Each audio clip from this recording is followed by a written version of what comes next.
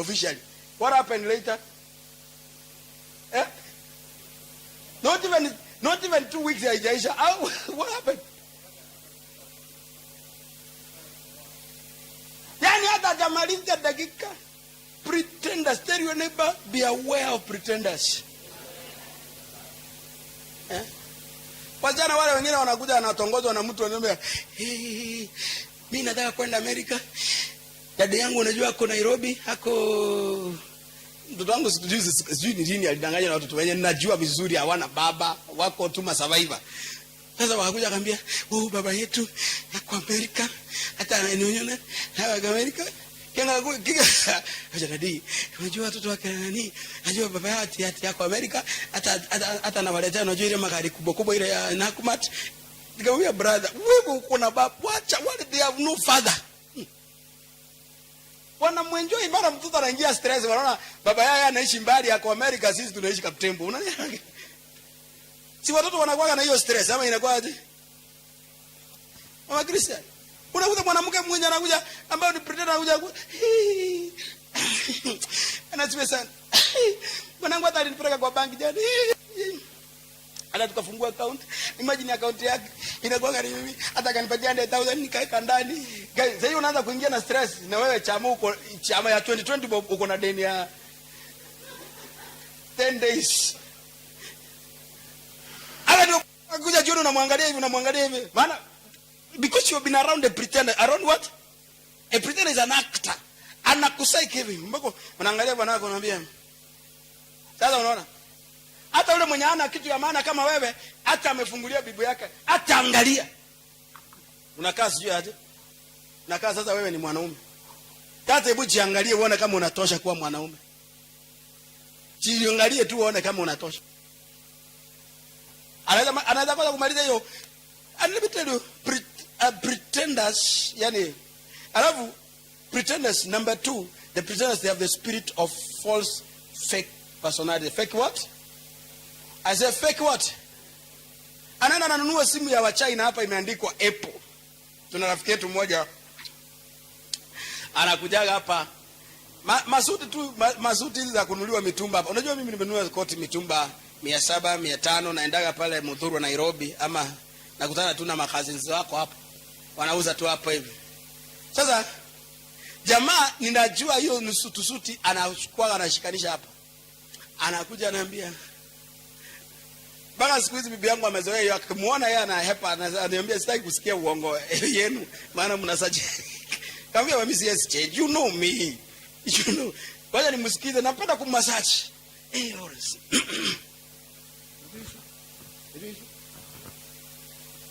Kama ya motora kirozi. Hii suti nilinunua Mzendubi. Hii suti ni 1800 pale. Jamani nilipata wa mitumba hapo. Lakini kila mahali naendaga mtu anasema, "Hey, unavaa suti kama zile za mzura za nguvu."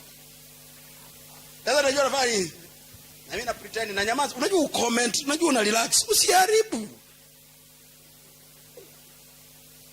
Unanyamaza hivi tu. Sikuwa na mhubiri rafiki yangu juzi jana. Aliambia Lawrence, nasikia siku hizi una drive magari zangu. Pesa ni mingi, yani umetajirika. Akaguza suti yangu nilikuwa nimevaa jana. Akasema hey. Lawrence ukweli.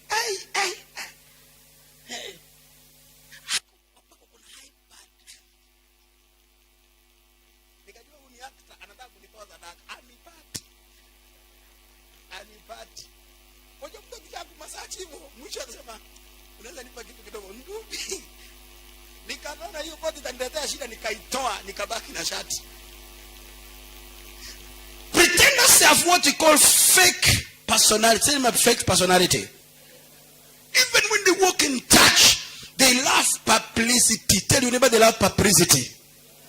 They may not give an offering, they may not do anything, they may not even be committed, but one of the things they do, when you have anything, a project that needs publicity, people to know. Kuna check tuko hapa nazikuja kuwaletea ziko kwa hiyo ofisi. Zik check kutoka 2013 mami, 2013, 2015, 2000. Ndani kwa kubwa na zinatangazwa kwa madhabahu. And it was somebody, it's a curse. You give a vow fulfill. They have what you call fake personality. Fake what? Another one, very hypocritical. They are very hypocritical. Tell your neighbor they are hypocritical. Please talk to him. Say hypocritical. And another one, number 4, they are spiers. Want to spy about your life. They spy about how you live. They spy about your wife. They spy about your children. They spy about everything else. And when they have stumbled about your lifestyle, now they put it together and they stumbled like this. They catch it. And then now they start using it against your life. Amen. And if you are ahead of them and you have some an opportunity, pretenders, number 1, when they are very hypocritical, when they know there's an opportunity you have. And that's what I was telling my wife the other day when we were sharing. I didn't know when I was studying. Me, you know, my problem, maybe, I don't know how I'm pretending, but I'm just, that is my level. I was telling my wife the other day, miaka hiyo ya nyuma, nilikuwa na marafiki zangu watumishi wa huduma.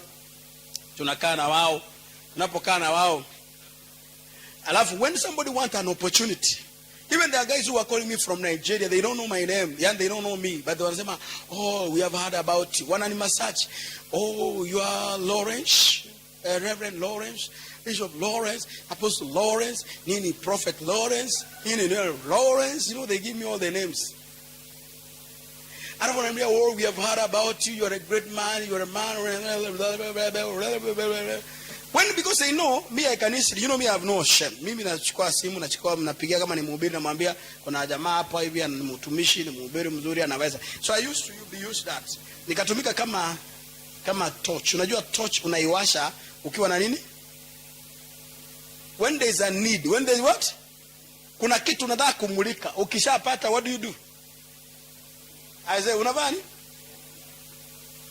Lazima Catherine, unafanya nini? Ukishawasha torch. Kama ulikuwa unatafuta kitu, do you continue? Tena unachukua unaekelea kando, unaendelea na maisha, si kweli? So that is what happens with the torch. When I was praying, Mungu akawa ananiambia, you know, there's one time my father tell me, unajua wewe, you have a good heart and people are using it because people have used my ideas, Edward, bila kujifanya. Kama brother sijaanza kanisa. Mimi hata sikuwa najua kama tunaweza anza kanisa kwa neema ya Mungu. I didn't know. So I met hypocrites, pretenders, fake personalities, people who could come. Even there's one who walked in our house one day. Akakuja mpaka akatufanyia shopping ya Walmart. Si hatujai nunua shopping yenye Mariboro mbili. Mariboro mbili hivi unajua mtu amebeba hivi ana balance. Akakuja. Alafu mimi nashukuru sana bibi yangu ndiye aliniambia mimi nilikuwa napeana certificate ya kanisa hii ya registration.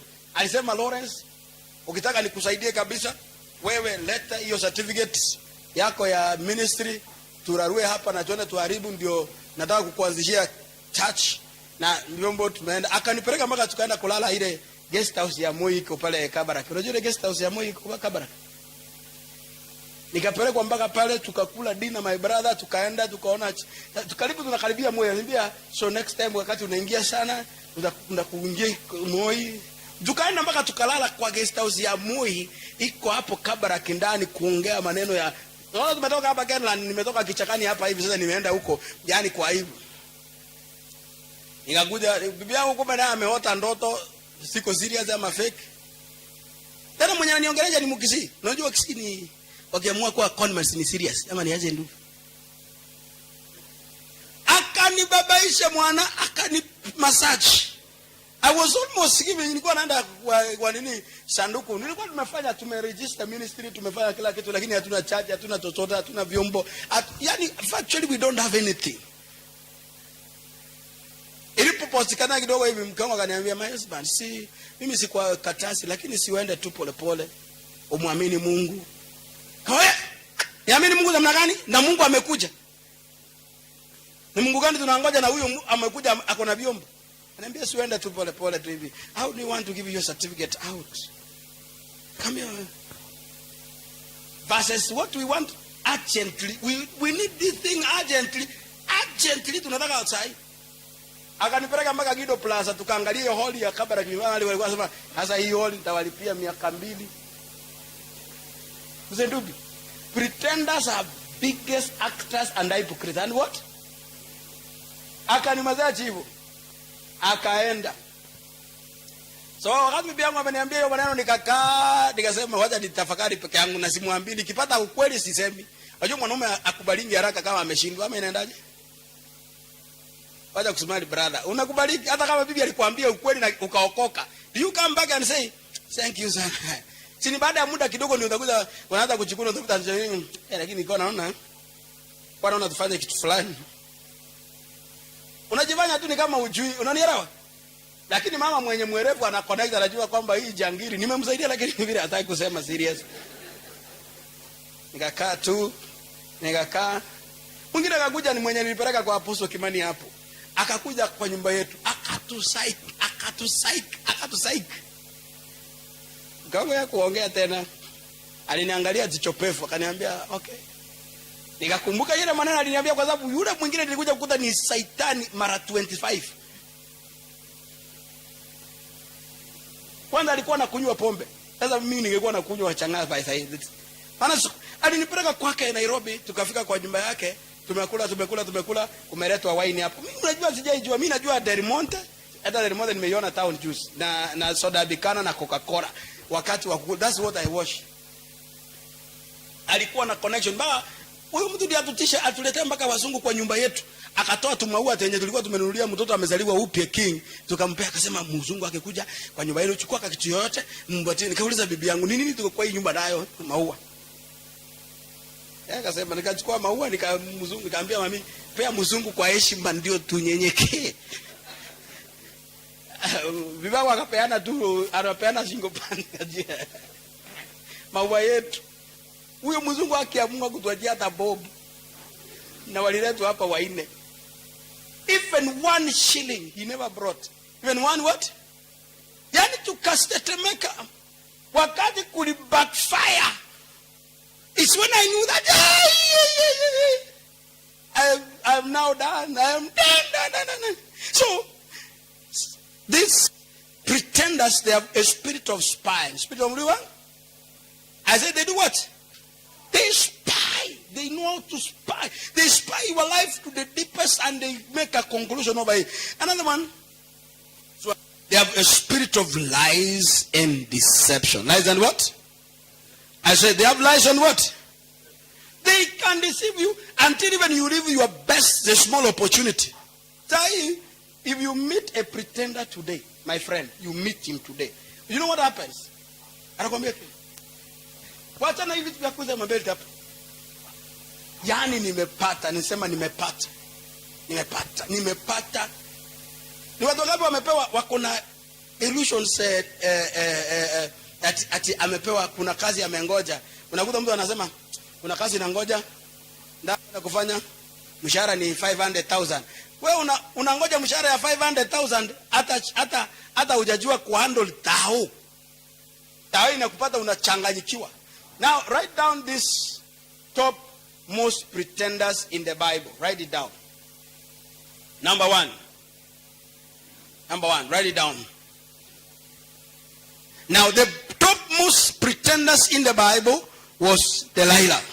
Judges chapter number 16 verse number 4 and 6. This was the topmost pretender who ever lived in the Bible. She pretended on how she loved Samson. She loved him. She pretended, and we know how we love it. See, the woman who put what you call fake persona, she was an actor. But the intention was that to get the secret of Samson. Even that's what even prostitutes do. Prostitutes are very careful. They are very great. Anajua tu, anakupikia nyama, anakupikia maini, anakupikia marawe, anakumassage mpaka unafika kiwango. Alafu kishafika mahali unafika kiwango, alafu anakuambia alright. Sasa nitadili na wewe baadaye. Anajua atakunyakua 1 million. And then the second pretender is Judas Iscariot. Judas what? This was one of the biggest pretender. The guy was among the 12. The guy was super, the demonic betrayers. These are a guy who was so close, and more so, pretenders are very close to the treasury. Kabla Yesu hajamchagua Judas Iscariot kuwa treasurer, alikujaga na sadaka iko juu. Bwana siwe sana. Many cases of the pastors who have lost money, even through treasurers, many community officials. Number one, these people, they have put their biggest trust on the pretenders who comes in. Number one, they give you an opportunity to think that you are stronger. So Judas Iscariot, he was a pretender, a big time pretender.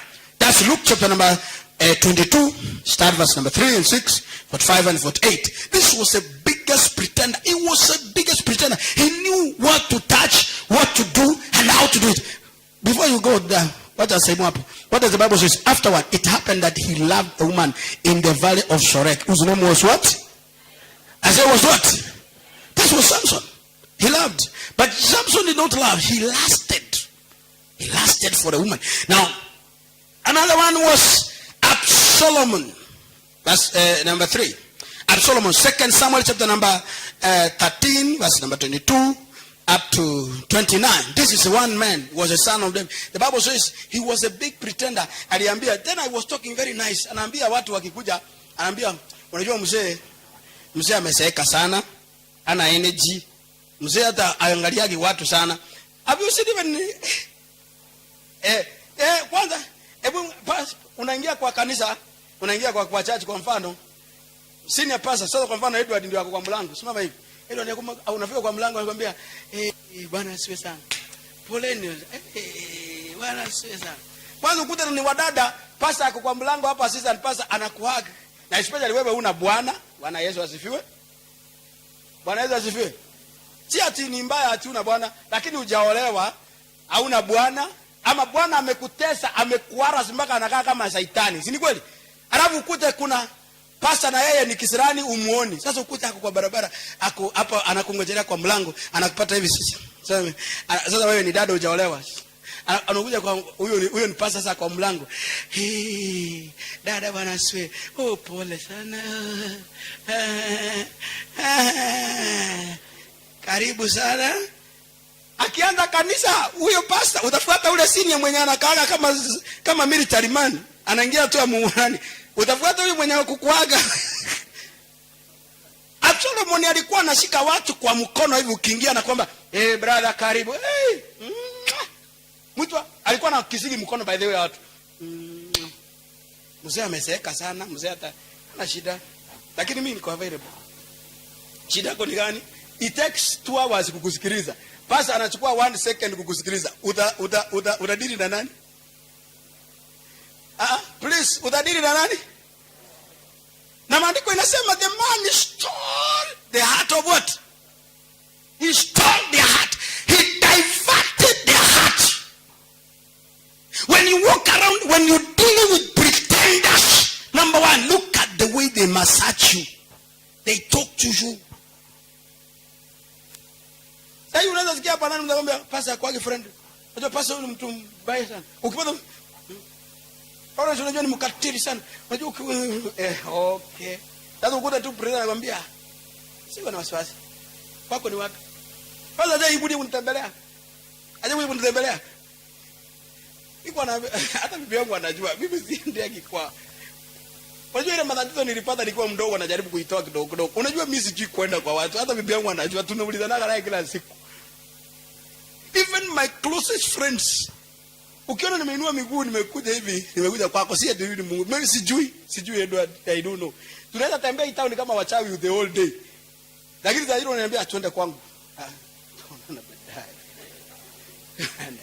Tunaona later. But we can stay, we can walk, we can do it. See kujifanya. There another one. Number 4. There's one man called Giles. I don't want to explain more about how a child. Judges chapter number 4, verse 17 and 21. This was also one of the pretenders. One of the pretenders. He was also a man who knew how to touch people, how to attract people, you can touch people, how can you draw closer people, how can you deal with them? Yani unajua, because this one, he's the one he can give you even up to milk. Milk means a man who can give you a man or a woman who can give even his own price to milk, what does it mean? He takes you control of your heart. Control of what?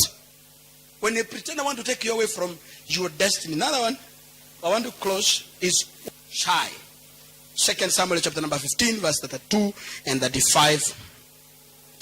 And finally, I want just to put a stop there at the Gibeonites. Tell your neighbor Gibeonites. Our Gibeonites, you want to associate na kina brother kina Edward. Very dangerous. They love their big time. Joshua chapter number 9, verse number 3 and 16. These Gibeonites were comments, bad, pretenders. The Bible says, when they heard God had given Joshua victory, what happened? What happened? This guy was saying, wow, they had a very old man who were Khorasan. The Bible says they ganged up together and they said, oh, hey, this is what we do. Now, can we do this? Tutafute. Walitoa nguo mzee wapi, wakatoa ugali ya juice wapi ile inanuka. Nini tena? Mkate imenuka, imeoza. And how they came faster with that idea na hiyo mikate ilikuwa wapi? So they collected, they put it in sack. Alafu wakasema sasa ni wazee ndio wanatangulia mbele, wanasema tumesikia habari zenu, hata tulikuwa tumejipanga bila tunakuja kuwaona na kuwasalimia na tukasikia mkonja. Mnaweza sikiaje ati ni konja and you are far away, even those ones who are there they don't know. Wakaanza kuja. And the Bible says wakati walipoonekana na viatu vimezeeka, even when they were giving their testimony, wakasema mzee tumetoka mbali. Tumetoka mbali mzee. Na ukweli mtu akimwambia ametoka mbali, ukiangalia viatu ametoka, kwa mfano sema Steve ametoka Kisii. Si unajua unaangalia viatu, ukiona matobe ya red, kama ametoka Mugotio utajua ni ya grey. Si ni wewe? Akikwambia ametoka Kisii, wewe usimuulize angalia wapi.